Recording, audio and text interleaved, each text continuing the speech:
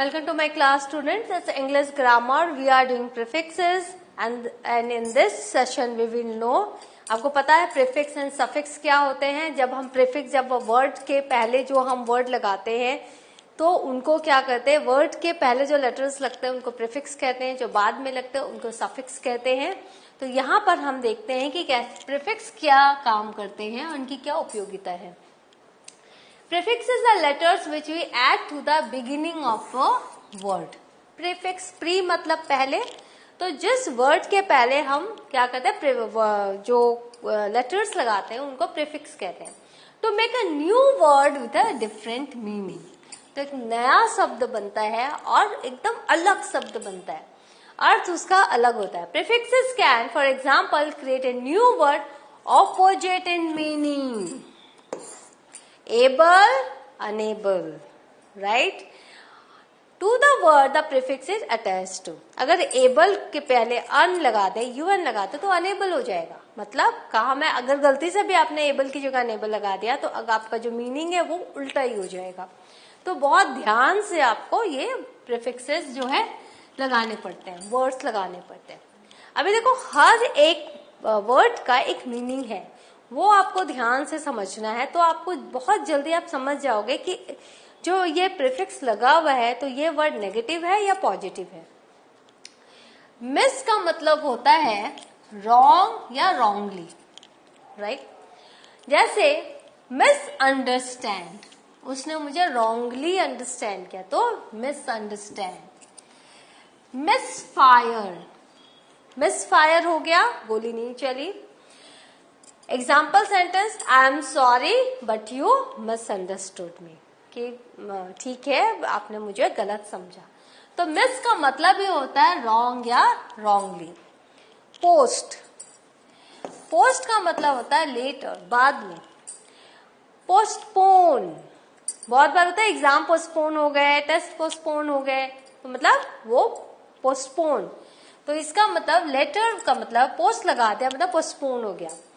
Post graduate, now I will do my post graduate work at Toronto university. ठीक है, तो post graduate. फिर IR, इसका मतलब होता है not.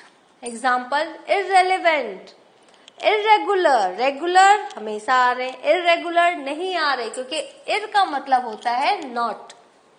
Example, you can use this page about irregular verbs. आपको पता है ना रेगुलर एंड इरेगुलर वर्ब्स होते हैं, तो इस पेज पे आप इरेगुलर वर्ब्स के लिए यूज कर सकते हो.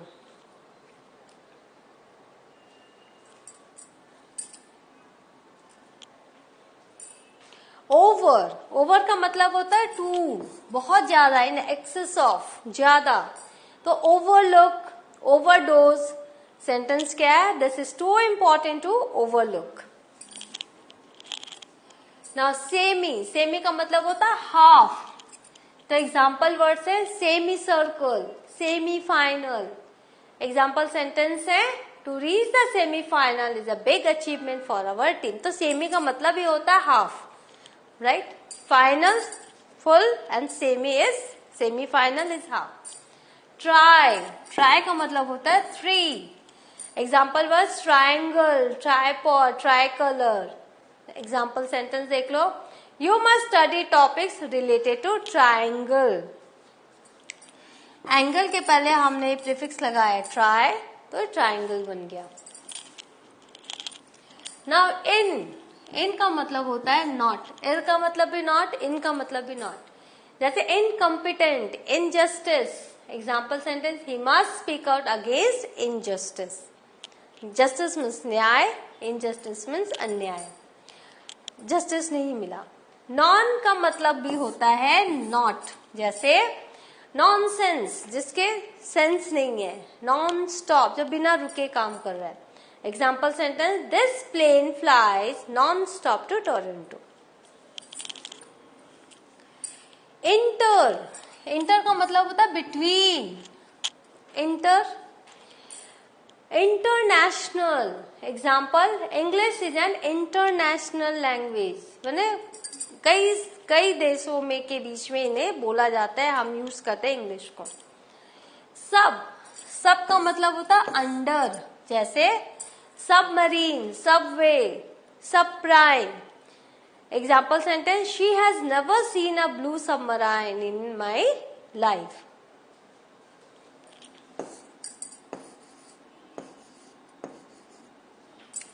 She has never seen a blue submarine in her life, right? Super, super का मतलब होता है अबव, टॉपिंग। एग्जाम्पल वर्ड देखो, super hero, super class, super star.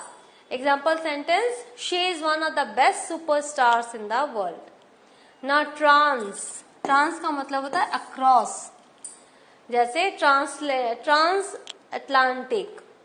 Trans diagnosis, example sentence, I will go trans Atlantic country tomorrow. ठीक है, तो इस तरह से हर एक प्रीफिक्स का मीनिंग होता है, और वो जो मीनिंग है पर्टिकुलर वर्ड के पहले जुड़कर उसका ऑपोजिट बनाता है। अंडर, अंडर का मतलब होता है बिलो एंड डाउन, जैसे understand, under sea, under water. Example sentence, can you swim under water. Fore, fore का मतलब होता है बिफोर, पहले, जैसे forecast, forever. Example sentence, the weather forecast is not necessary reliable. तो वेदर फोरकास्ट अब तो बहुत रिलायबल हो गए हैं, पहले नहीं होते थे लेकिन अभी बहुत रिलायबल हो गए। तो अगर वेदर फोरकास्ट में है कि रेन अलर्ट है तो सही में विश्वास करना चाहिए, ऐसा हो रहा है। मिड का मतलब होता है मिडिल, जैसे example words, Midway, middle. Example sentence, when George was Midway through a sentence the mobile went offline. Auto का मतलब होता है self. Example, automatic, automobile. Example sentence, do you drive a manual और ऑटोमेटिक, राइट। अन का meaning होता है not. Example, unhappy, unfriendly. Example sentence, you must careful about him. His attitudes are unfriendly. Im का मतलब होता है फिर से not, जैसे impolite, impossible. Example sentence, I am sorry but you are very impolite person. तो आप देख रहे हो हर एक प्रीफिक्स वर्ड का अपना एक मतलब होता है, और इसको आपको अगर लर्न कर लेते हो तो आपको हर एक ऑपोजिट याद करने की जरूरत नहीं है। आप खुद से भी, आप अपने सेंस से भी, अगर कभी एग्जाम में ऐसा वर्ड आया जिसका आप ऑपोजिट नहीं पता, तो आप अपने सेंस से भी अर्थ को समझ कर आप उसका ऑपोजिट लिख सकते हो। Now from the opposites of the words below by prefixing un or in, the prefix in can also have the forms ill, ir or im. For example, illiterate, ill plus literate, impractical, im plus practical, irrational, ir plus rational. You may consult a dictionary if you wish. तो ये क्या है, ये हमारी exercise है।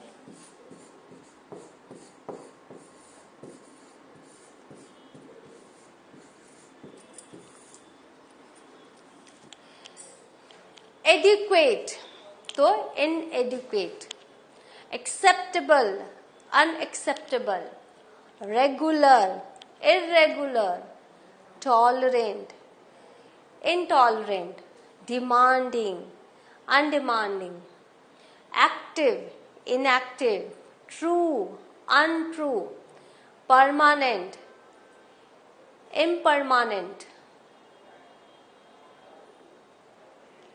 patriotic, unpatriotic, dispute, undisputed, accessible, inaccessible, coherent, incoherent, logical, illogical, legal, illegal, responsible, irresponsible, possible, impossible. तो यहां पर आपको जैसे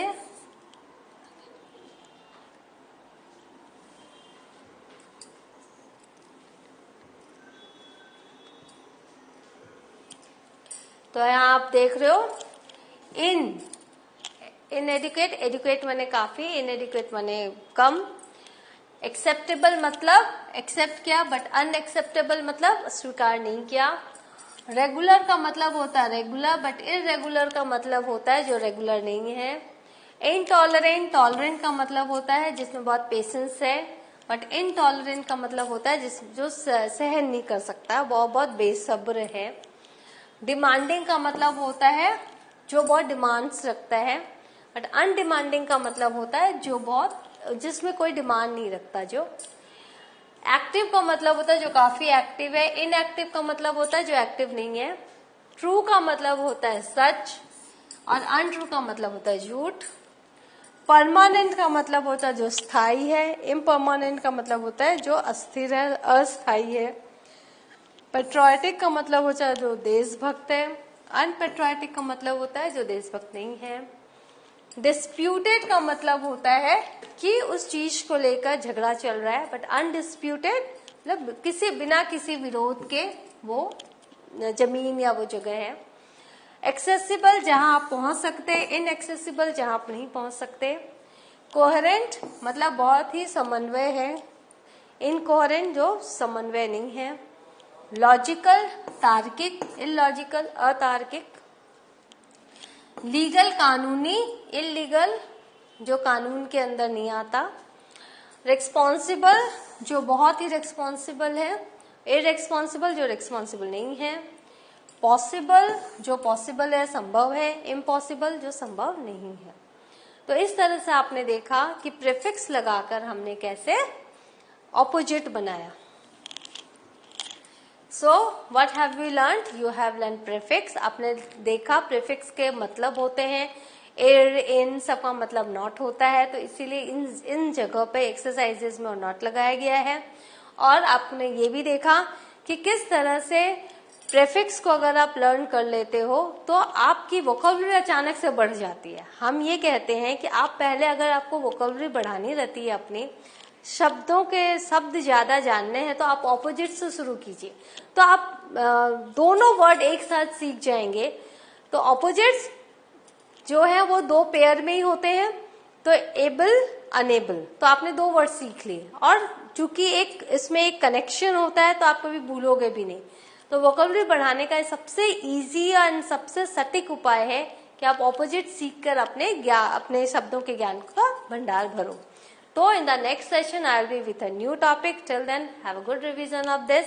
और भी बहुत सारे प्रीफिक्सेस हैं आपके ग्रामर बुक में, आप अपना नेट पर जाओ, आप देखो, और जब भी आप देखो जो प्रीफिक्स लगे हुए हैं शब्द के पहले जो लेटर हैं उनको अंडरलाइन करो, तो आपको समझ में आ जाएगा ये नेगेटिव में है कि पॉजिटिव में है, क्योंकि अब आपको पता है कि शब्द के पहले में जो जुड़ता है वो प्रीफिक्स होता है। तो इस तरह से इंग्लिश पढ़ो, रीड करो और अपने वोकैबुलरी को बढ़ाओ। I will meet with you in the next session. Thank you.